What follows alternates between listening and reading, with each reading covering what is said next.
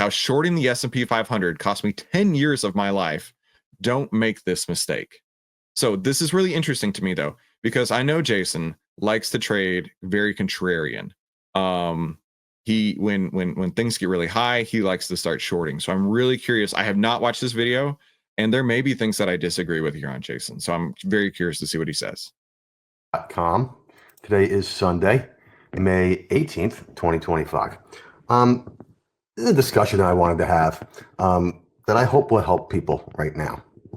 And it's about the time when the second time in my life, and what ended up turning out to be the last time, but the second time that I blew out my account. Hey, doesn't that sound familiar? Somebody asked the other day if I knew anybody who was successful who hadn't blown out their account at least once, and I said no. I think everybody goes through that, and I've done it twice. So there you go. One of my mentors has also done it twice.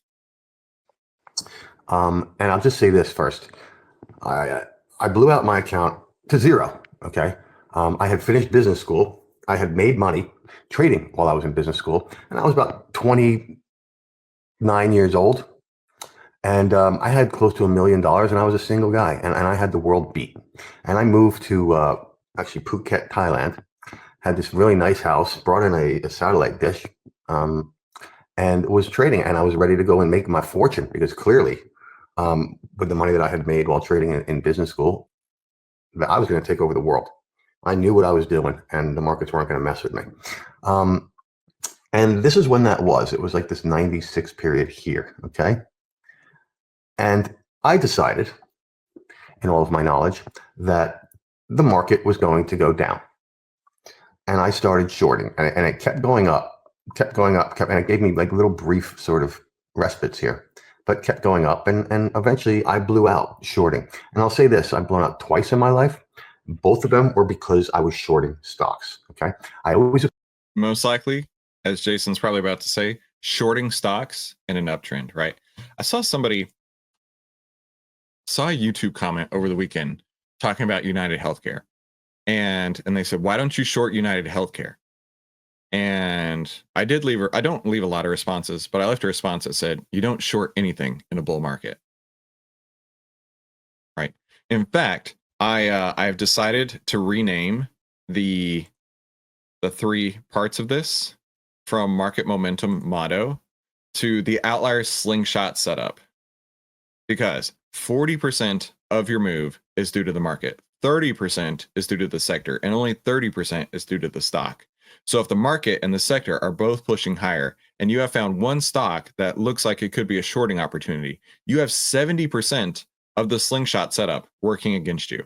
I like that name, by the way. Slingshot setup. The alliteration is beautiful. Just rolls right off the tongue. Very easy to say. And it makes a lot of sense, right? Because the further back you're pulling it, that's the market. Pull it even further, that's the sector. You pull it even further, that's the stock. Boom. That's going to be one. I mean, you could probably be like an itty bitty baby boy like David and take out Goliath with the slingshot setup right there. So I think that that's a really good way to start describing this. And Jason may talk exactly about not shorting stocks as they're going up. Equate shorting stocks to like taking heroin. I've never taken heroin, but I think that with heroin, it probably feels very good when you're on heroin. But the long-term consequence is that you end up in a very, very bad place. And I feel like it's the same thing with shorting stocks. When you make money shorting stocks, you feel like a hero. And that feeling is one you want to have again and again. But over time, it ruins you. And I just want to give an example here, but like December 5th, I have been shorting this whole way, right? Shorting, getting stopped, shorting, getting stopped, shorting, getting stopped. And the problem with that is now you're stuck because you've been shorting for so long and losing money for so long that you feel like you can't miss it now. So every one of these little things down, I'll be shorting here, shorting, shorting, shorting, shorting, you know, because you can't miss it now because you've been shorting for so long. And you can't get long now because it's like, oh, well, now I'm finally going to get long. And now it really is going to go down. I'm going to lose money on the other side. So you're stuck in this really bad place. Right. What he's describing here is that investor psychology of, you know, I have to be right. I have to be right. I have to be right. I have to be right. I have to be right. Well, I certainly can't change my stance now. I have to be right. I have to be right. I have to be right. I have to be right. You don't have to be right. It's okay to be wrong, but it's not okay to stay wrong. So these are great lessons. And on this December 5th,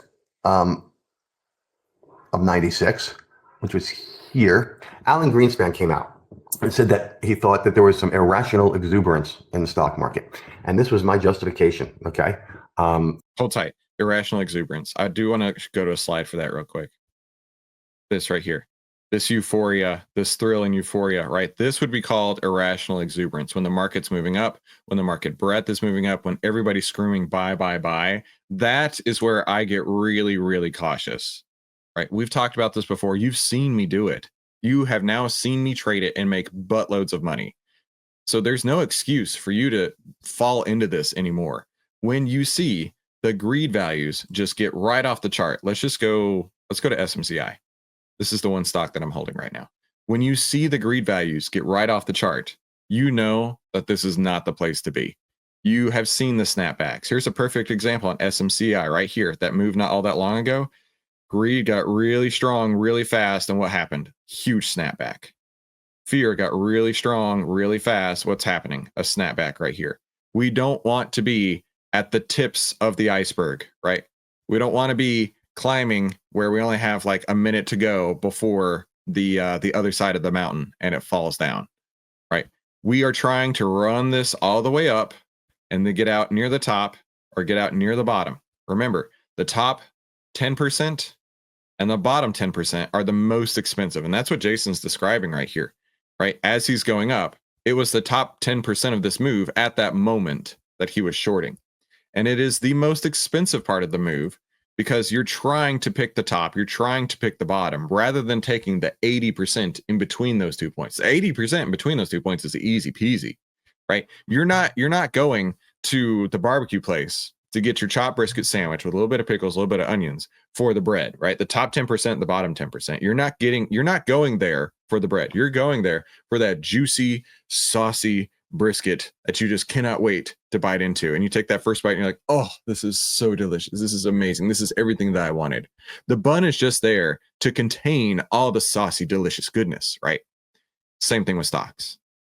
Same thing with stocks. The top 10% and the bottom 10% are just there to contain all that saucy, delicious goodness of the 80% in the middle. I use these type of demonstrations to help you understand what I'm talking about. Right? I could make this a lecture and it would be boring AF, or I could make it fun and make it so you can understand what I'm talking about. Because I bet you can remember the last time you went to the barbecue place. Well, maybe, because here in Texas, at least, barbecue's gotten outrageously expensive. So I just make my own. Right? I love making a brisket. And so we had a brisket at Easter, and the family just like fights over the brisket, right? Because in Texas, that's like our national pastime is eating brisket. Anyway, I bet you can remember the last time you went to get some barbecue and you're just like going to town on it, all sauced up, especially if it's not Memphis style, right? Where it's all like dry and stupid, or even pork. Blech, I can't even stand pork. Pork is disgusting. Just get you some brisket, start eating on it, and enjoy the mess out of it. And my camera is continuing to do stupid things today. So give me just a second here. Okay. Hopefully that won't happen again. Hopefully that won't happen again. But let's get back to the video here. It was like there were only two people who understood that, me and the chairman of the Federal Reserve. And I was going to get short and I was going to make a ton of money on it now. And here it was. And then we ripped straight up, right? And this is pretty much where I blew out, somewhere right around here, right? And look, then we came down, but then we ripped straight up again. And as you know, we went all the way up until the end of 1999. So there was another 2 years in this bull market, right? And this is what happens, when your primary idea is to be short, especially when the market keeps going up. In a bull market, which is what we're in most of the time. It always feels like this is the top at the time. But if you... That's a great point. It always feels like this is the top, right? That's such a great point. How many times have you gotten into the stock, into the market, whatever, and you're always like, oh man, this feels like the top. Dude, he's totally 1,000% right. Every time you bought it, right? In fact, let's go over some of these that we bought in last week, right? Like GM made 49% in 6 days. Oh, it feels like the top right here. What happened? Continued up higher. Palantir. Oh, it sure feels like the top right here. What happened? Continued up higher. Huge gains. Robinhood. Oh, it feels like the top right here. Continues up higher. Datadog. Oh man, it feels like the top right here. Continues up higher. Dude, he's totally right. Totally right. There is a huge psychological barrier that you have to overcome if you want to be successful. You want to be buying stocks as they're crashing up, not buying stocks as they're crashing down. But it's hard. In fact, I remember having this conversation with Minervini. In fact, I believe it's in the podcast I did with Minervini. Go to my YouTube channel, go to the playlist, and you'll see a Market Wizards playlist over there. I believe that we had that conversation. I said, I was talking about contrarian trading, and he said, Chris, the contrarians are the ones who are buying stocks as they're going up, because that's the hardest thing to do. Well, there's lots of hardest things to do it. We always cover, but that's a super hard thing to do, is buy a stock as it's going up, because you feel like this has to be the top and I'm buying the top. And technically you are a lot of the time, but as it's trending higher, as you have the what do I call it? The outlier slingshot setup, as you have the outlier slingshot setup moving in your favor, the 40% of the market, 30% of the sector, and 30% of the stock itself, that's what you're looking for.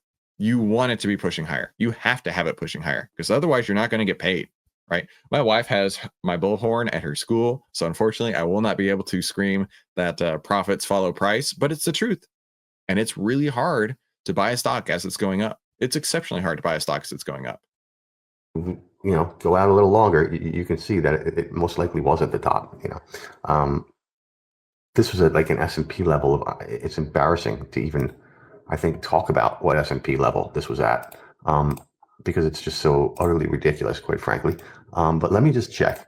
The S&P in December of 1996, right, was like way below 1,000. Let me put it that way, right? It was like 500, 600, something like that. So then that seemed like it was so high and it was so shortable, right? And as it turns out, that was just so very wrong. And I want to say, after this happened to me, I was 29 years old. I was single when I started trading down in Phuket. In the meantime, I got married and we were pregnant. So now I wasn't just a single guy. I was a married guy with a kid coming, and I was broke, dead ass broke, because of my short habit. It took me 5 years to recover from that. Just recover. Dude, it's so hard to unlearn the wrong way of trading. Like Jason, right? He says it cost him 10 years of his life to short. I was the same way, selling calls, selling puts, thinking I was a genius. It took me years to unlearn that. It was so hard for me to get out of the mentality of, okay, when a stock's going up, sell calls against it. When a stock's going down, sell puts against it. Now I could never bring myself to do that now. If I did that now, I would feel like I am putting myself in harm's way. I would feel as if I'm cutting myself, right? Now, I don't know if YouTube is immediately going to take this video down for me saying that, but here's the deal. When you do these self-destructive things, at the time, it feels good. At the time, it feels like it's right. But later on, when you learn it's not the right thing to do, overcoming those self-destructive habits is so, so terribly difficult. That's what Jason's describing here.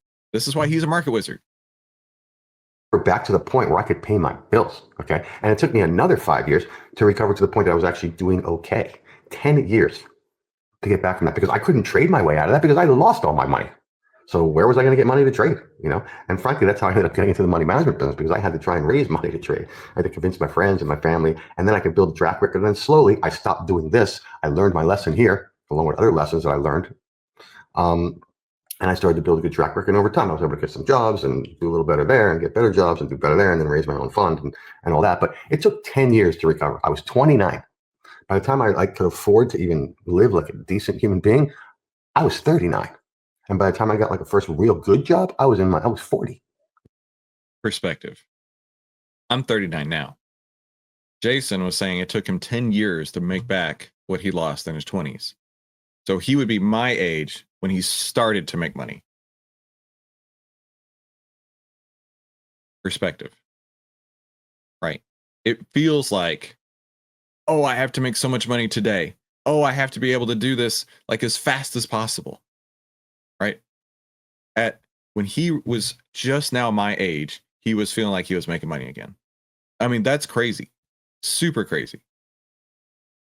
But by making these videos, I'm hoping that I can help you shortcut that learning curve. I'm hoping that I can help you navigate around all these common issues that befall so many people. You don't have to take the same course as everybody else, but you do have to tell people about Outlier. Okay, that's rule number one, because we are changing lives over here. right? I don't want that to happen to anybody. And I'm telling you, the highest probability way to do that is to keep shorting the stock market, right? If you think right now, for example, that this is the time to short the stock market, you're probably going through the same thought process I was going through, which is that you missed the bull run. So now you had to catch it on the other way, right? A lot of people have missed this run in the last couple months. It kind of came out of nowhere and it's ripped very quickly. And if you've missed it, now you feel like you got to get it on the short side. No, if you think it's overbought, you think it's overvalued, you think the macro is so terrible, it's fine. You don't have to be long, but you don't have to be short. Okay, is what I'm trying to say. You know, and if you want to be short, at least wait for some kind of market confirmation, which I talk about a lot. What I Wait for some sort of market confirmation.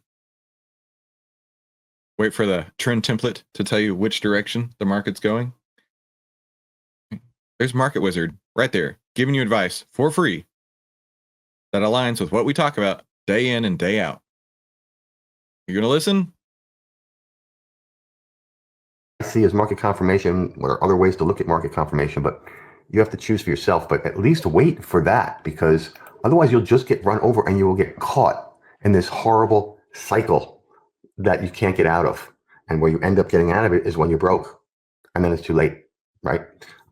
So this is like almost Justin, exactly. Bro is saying sit in cash and don't F up. Yep. I wonder where I learned that from. a plea to people. Don't do what I did at 29 years old, and don't feel alone. Everybody goes through this. This idea of the market has run up. I haven't been long. I feel like an idiot, so I'm going to catch it on the downside is a very typical feeling. All right. But the difference is you don't have to lose money shorting it like I did, and like many people have done doing that, right? Be patient. If the stock market is short and you think that this is a bubble and you think that it's over, well, there's a long way to go down. You don't have to be in such a hurry. You can't keep shorting new highs and new highs and new highs just because you think it's going down. And really psychologically, just because you missed the bull run and you feel bad, so you want to catch it the other way. You can't chase it here. And so you want to catch it the other way. Extremely dangerous. I know it well. And I'm telling you, it bankrupted me. And it took me a decade to recover. You don't want to be there. You just don't. Trust me. Okay. So that's really my message for today. I hope that helps. Always happy to hear questions and comments. And we'll talk again soon. Okay. Have a good week. Yeah, there you go. So you just got a free lesson from a market wizard. One of the market wizards, one of the 5 market wizards I learned from directly. That was Jason Shapiro. You just got a free lesson from a market wizard. Okay. Do not let that opportunity just go in one ear and out the other. What did he say here? He said, first off, you need to be trading with the trends. That's the number one thing he said here. You must be trading with the trends. Second thing he said is sit in cash and don't F up. When you've made when you've got some setups coming, take them. When there are no setups, don't do anything, right? How did he make so much money initially, then F up so badly so quickly? I don't know, right? I don't know what he did to make that much money by the time he was 29. But the point is that he made a lot of bad mistakes afterward. And it may have come from, an ego complex. It may have. I'm not speaking for him. I'm just conjecturing, right? Thinking that he knows better than the market, and he can tell that the market's going to go down, so he's going to start shorting it, right? And then it continues to blow him out day after day. Mikey Mike says, I don't want to know.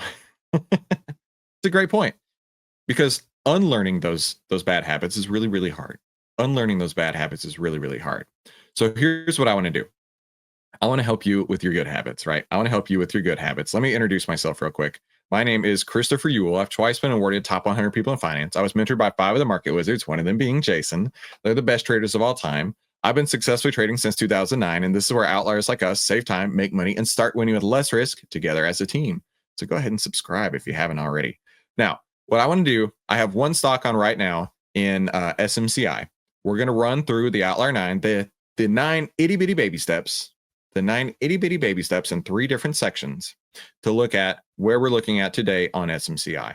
Then I want to start fielding questions from you. So while we go through this, please go ahead and start dropping questions in the chat where I can help you out in the best way possible. And I'll also go into the Discord and see if I can answer some questions real quick.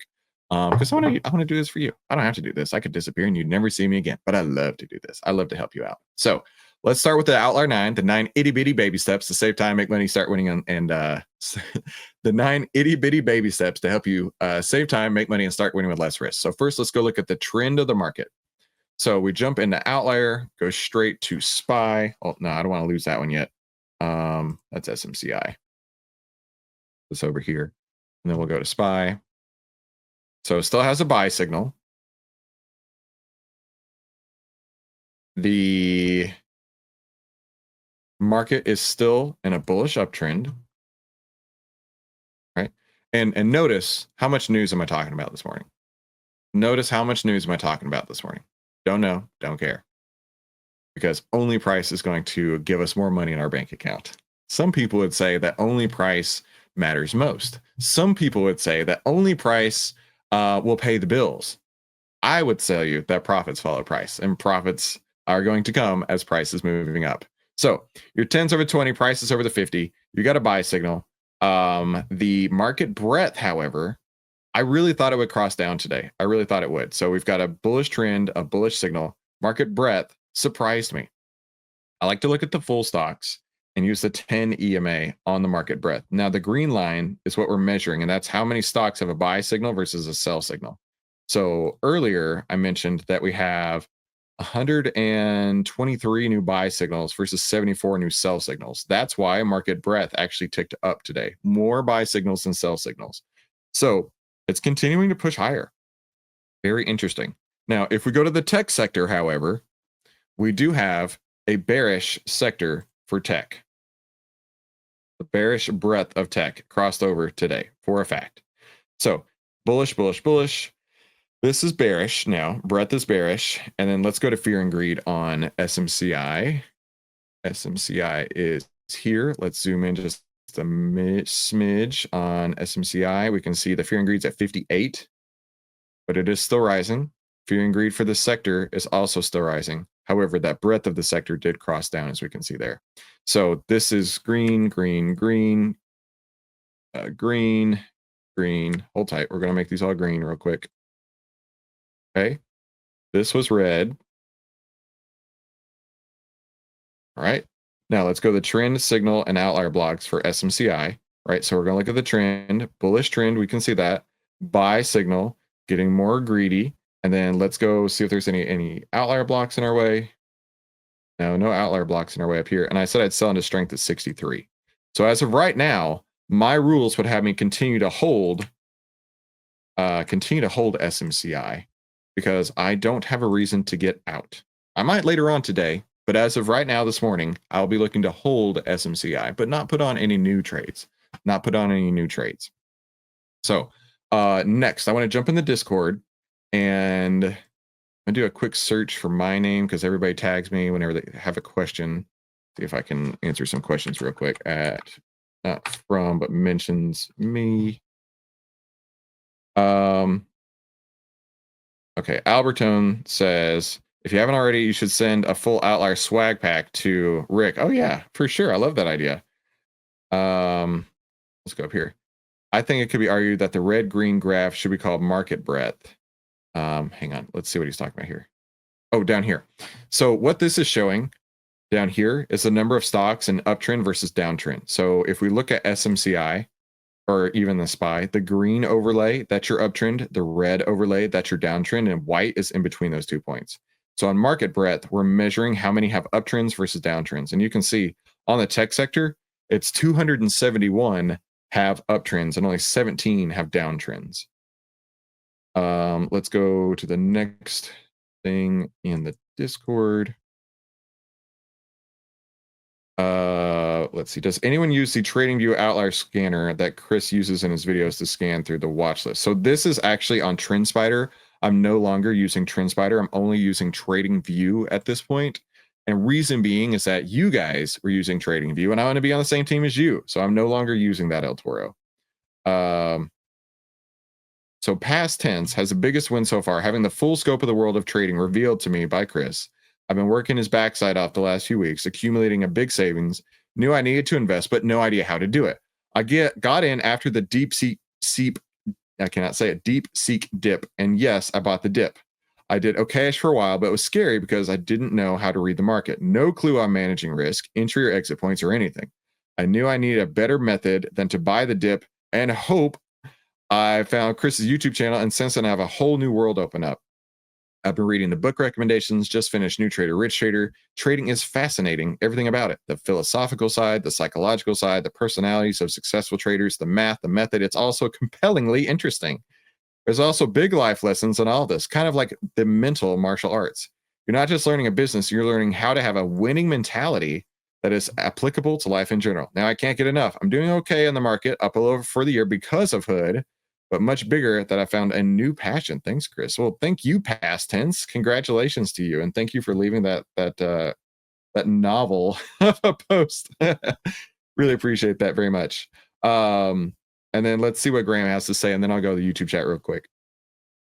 Is it me or a disparity between the trading rules 1 week before expiration and Chris's cheat sheet? So this is something that random guy in our Discord and on our live streams was helping put together.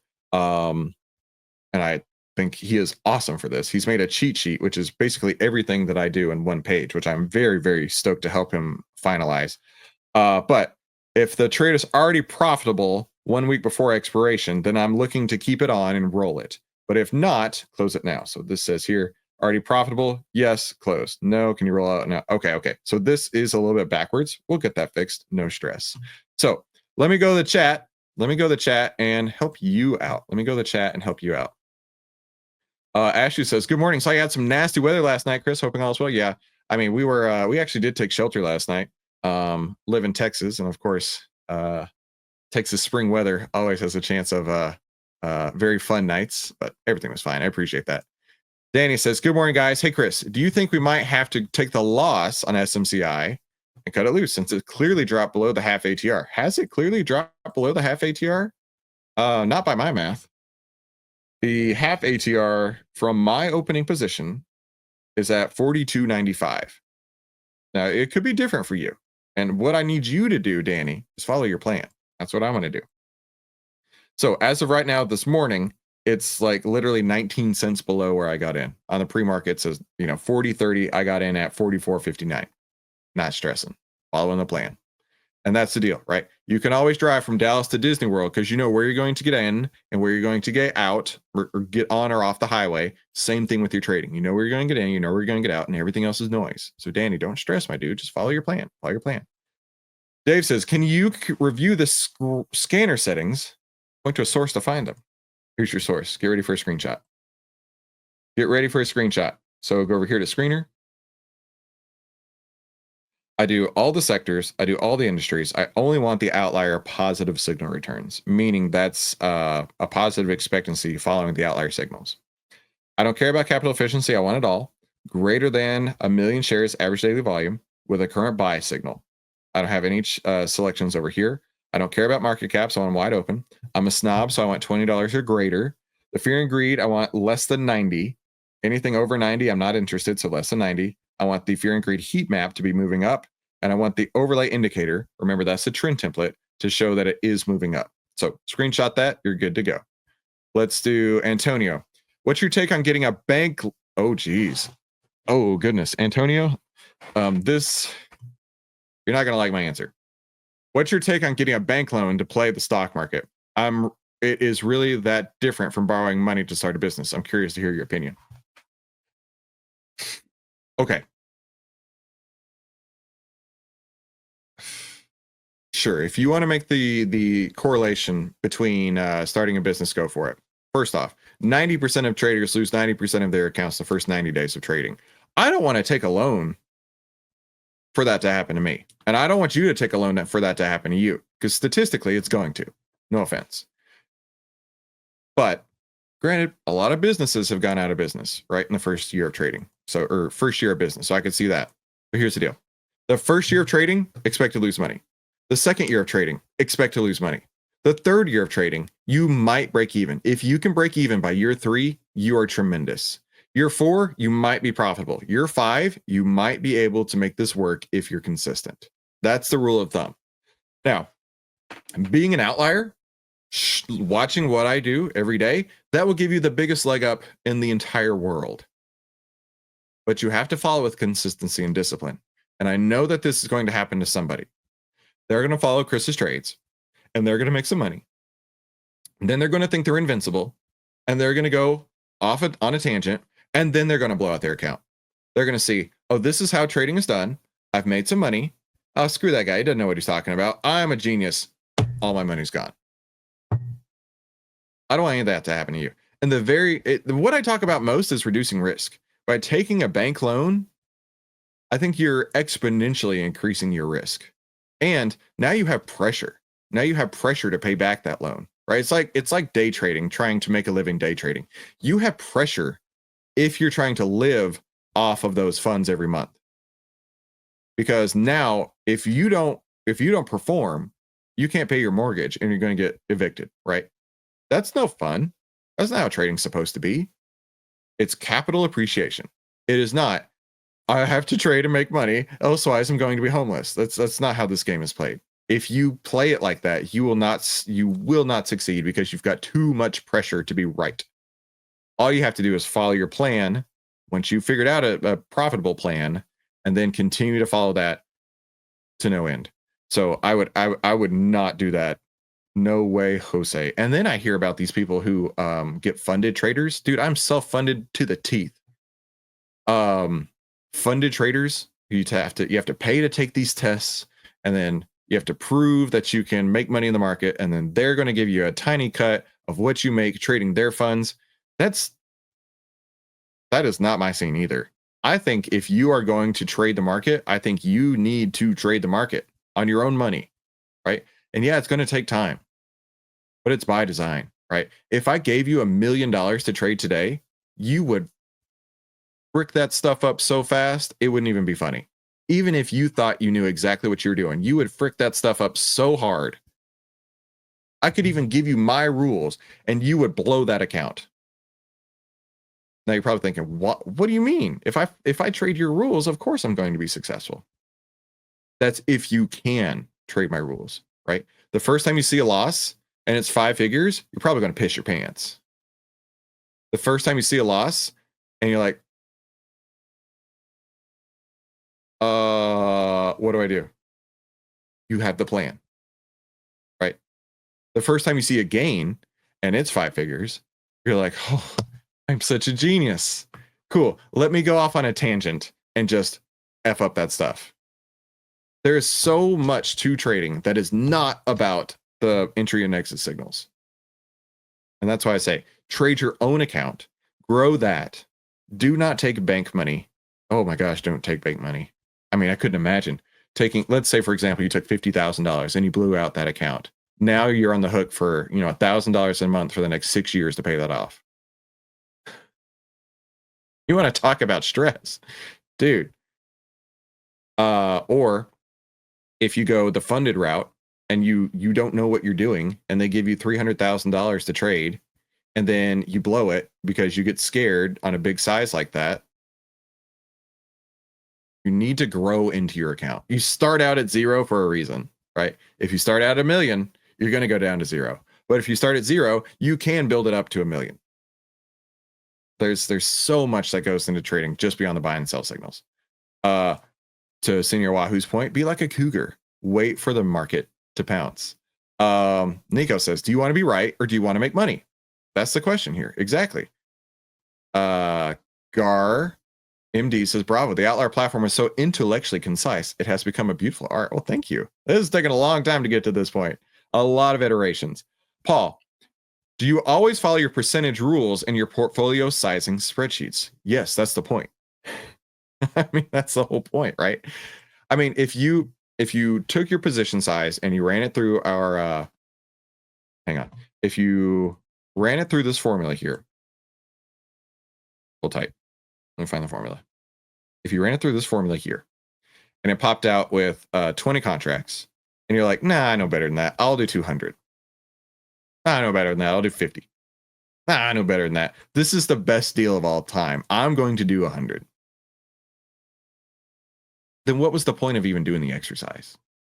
What was the point of even doing that? If you were going to put on whatever number you wanted, then just put on whatever number you want. But if you want to trade like a professional, this is how you position size. And yeah, for sure, always follow your position sizing rules. I don't care if you follow mine, but follow yours. Queen says, buy low, sell high, in quotes. Yeah. Now, that is what people claim is the only way to make money in the market. But I would venture to say that the way to do it actually is to buy high and sell higher. Crazy idea, but that's actually how it works. Buy stocks as they're crashing up, not buy as they're crashing down. I know it sounds crazy. Ham VR says, do you own any long-term stocks you keep in addition to trading options? Sure, I'll own a stock as long as it follows my plan, and then I'll get out of it. And I don't know how long that will be, and I'm not going to tell it how long it will be. But until I get an exit signal, these are my exit signals. Feel free to screenshot. I'll hold it. And if that happens to be a long time, then let it be. If it happens to be a couple of days, I'll get out. I'm not going to stress on it, and I'm certainly not going to put a time frame on it. All right, going through the chat here some more. Crazy to me that we have access to minds like these billionaire traders who took us many years, and it took us many years before we decided to listen. Dude, I was in that same boat. I've told you the stories where I had lost so much money, and then I was explaining to Mark Minervini, greatest trader of all time, and Steve Burns, one of my best mentor I've ever had, about how smart I was. And Mark specifically said, you need to shut up and listen. And that was hard. That was really hard. You need to shut up and listen because your trades suck. Why was I trying to explain to him? It's like me trying to explain brain surgery to a surgeon. Bro, you just cut their head open and you like poke their brain a couple times and you put it back together. It's all good. You need to shut up and listen. This is why your surgeries suck. Yeah. And the fact that we have access to these guys and you have access to me in this way is the most incredible blessing of all time. Let's not forget how amazing we have it these days. 20 years ago, 2005, right? I was first year of college. This didn't exist, right? We didn't even have YouTube in 2005. If it might have existed, but I remember like we barely had streaming video. I don't know if you remember, to watch a video in 2005, I go to, one of my friend's apartments in college. He'd be like, watch this. I just found this really cool website called YouTube. And we'd sit there and we'd click it and 20 minutes would go by while it's buffering before we could actually see anything. Like we've got it so good. We have it so good. Yet most people want to throw what these people who have figured out the rules, which I try and teach you every day, they take the rules and they're like, I know better. Screw those guys. They don't know what they're talking about. And they lose money and they wonder why. They wonder why when they have all this knowledge at hand, they blow up their account again and again and again. Yeah, great point. The Nutsalar. Good afternoon. Can you show how you determine where to set your trailing stops? Oh, that's super easy.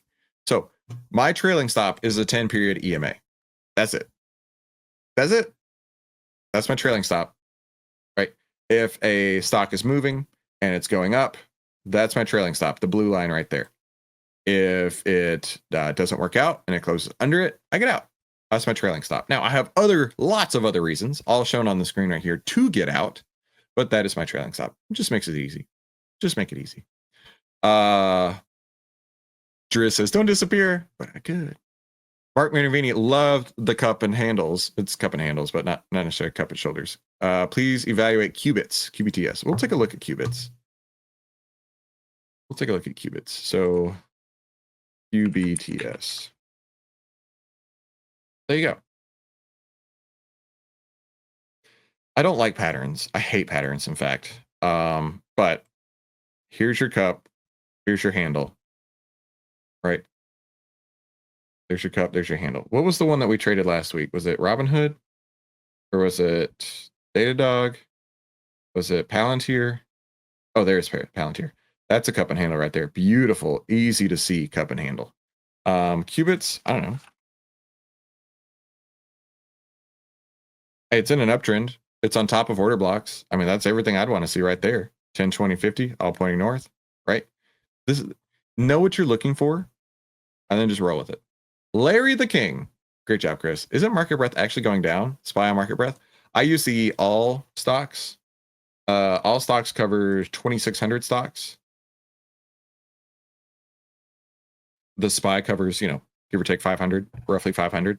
So I like to use the all stocks for my market breadth.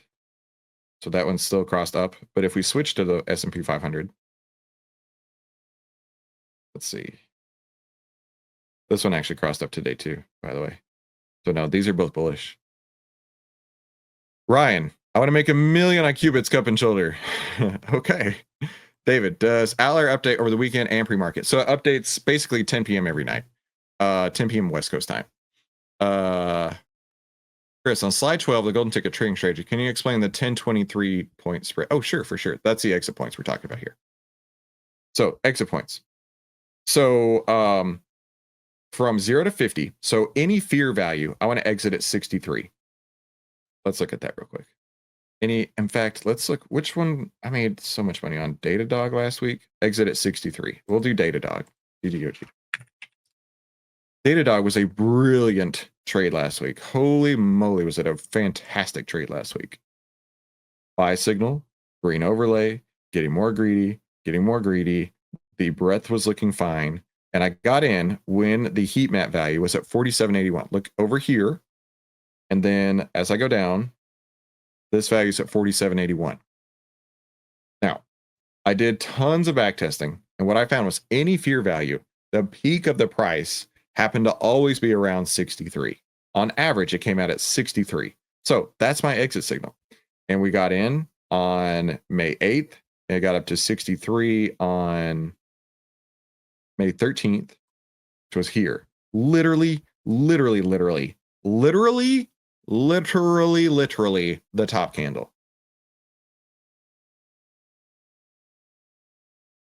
It's almost like I know what I'm talking about. So that was where I got out of Datadog. Receipts are on YouTube, by the way. I'm not making this shit up. Next, if you get a buy signal between 50 and 75, I look for a 10-point spread on the heat map. So if we got a buy signal, and hang on, there's got to be one. Maybe GM 63, Palantir 71. Yeah, Palantir. Let's go to Palantir.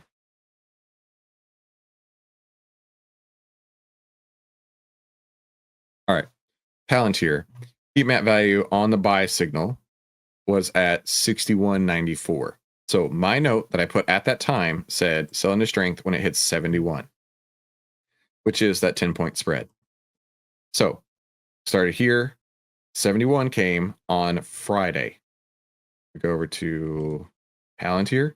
We can see it went from 61, 65, 69, 72. So it skipped right over 71 to 72. That was my exit signal on Friday. That's what I took. Tremendous gain, almost the exact top candle. It's almost like I know what I'm talking about. And I don't want you guys to think, oh, Chris just brags all the time. No. I showed you this. You traded it with me, right? I'm your Gandalf. You're the Frodo, right? I am your guide. You are the hero of the story. Because you are the hero of the story, you get to grow your bank account. You get to look at your portfolio and say, wow, listening to Chris's rules has done amazing things for me. You are the hero of this story. I want you to always remember that. I am trying to help you become the hero of your own story. This is how it's done. Let's see.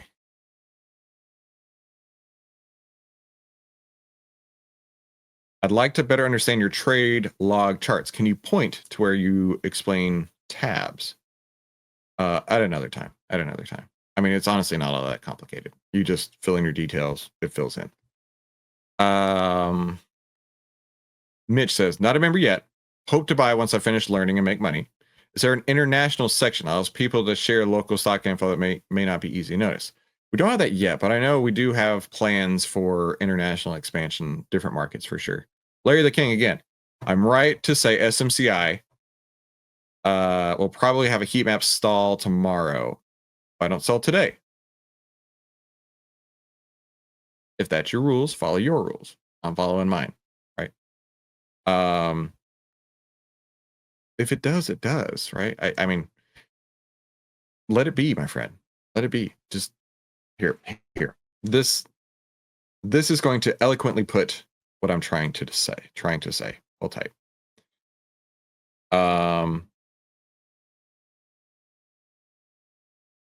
Here we go. Those who ask me where the market will be in a year or what level the S&P 500 will bottom totally misunderstand what it takes to be a great trader. I'm in the business of responding, not prediction. Telling the future is impossible and unnecessary. Trading is a now business, right? It may sell tomorrow. It may not. I don't know. I'm not going to predict what it's going to do tomorrow. I'm only going to look at what I can see right now because trading is a now business.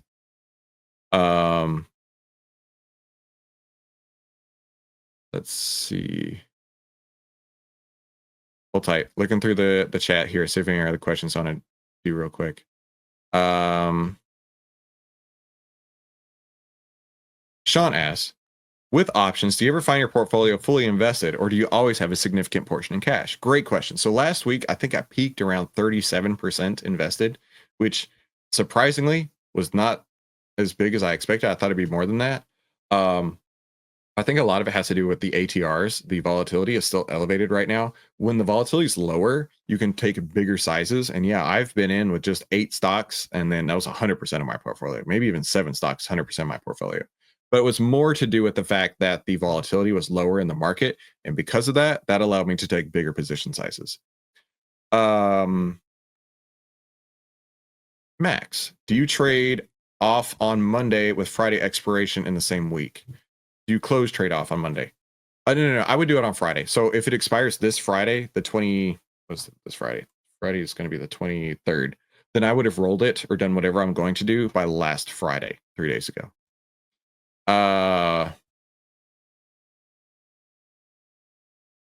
Mitch says bank loan danger zone. It really is. Okay. Phil, can you detail number 5? Close below the prior day's low. Does that include the wicks down or opening and closing only? Okay, great question. Really appreciate this question, Phil. Here.